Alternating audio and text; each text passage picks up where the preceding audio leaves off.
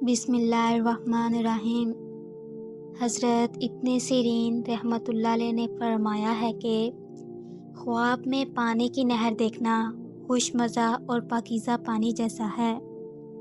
دلیل ہے کہ اس کی زندگی اچھی گزرے گی، اور اگر دیکھے کہ نامعلوم نہر سے صاف پانی پیا ہے اور یہ شخص سفر میں ہے یا بیگانی جگہ میں ہے، دلیل ہے کہ نامعلوم کام میں مشغول ہوگا اور اپنی عمر گزارے گا، اور اس نہر سے پانی کے پینے کے مطابق نفع پائے گا۔ اور اگر نہر کا پانی تلخ اور بے مزہ ہے تو تلخی عیش اور خراب زندگی کی دلیل ہے۔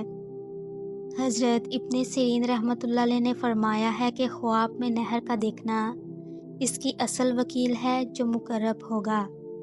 اگر کوئی نہر کا پانی جاری اور صاف دکھے، دلیل ہے کہ اس کا کام جاری رہے گا، اور اگر دیکھے کہ نہر کا پانی گدلا ہے تو دلیل ہے کہ اس کا کام تباہ اور بے انتظام ہوگا۔ اور جس جگہ نہر کا پانی دیکھے، اس کی تعویل ساحل کی تعویل ہے، اور جس قدر کمی و زیادتی نہر میں دیکھے گا وکیل پر واقع ہوگی۔ اور اگر دیکھے کہ تخت پر بیٹھا ہے اور اس کے نیچے پانی جاری ہے، دلیل ہے کہ دولت و اقبال اس کی طرف رخ کرے گا اور اس کے دونوں جہانوں کے احوال نیک ہوں گے۔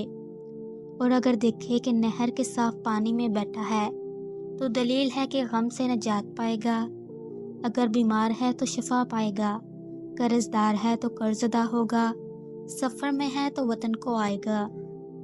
حضرت جابر مغربی رحمۃ اللہ علیہ نے فرمایا ہے کہ نہر تعویل میں باحشمت اور بامنفت مرد ہے، اور اگر دیکھے کہ نہر کا پانی اٹھایا ہے تو دلیل ہے کہ اسی قدر کسی مالدار آدمی سے مال حاصل کرے گا، اور چھوٹی نہر زندگانی ہے، اور اللہ تعالیٰ تمام امور کی حقیقتوں کو خوب جانتا ہے۔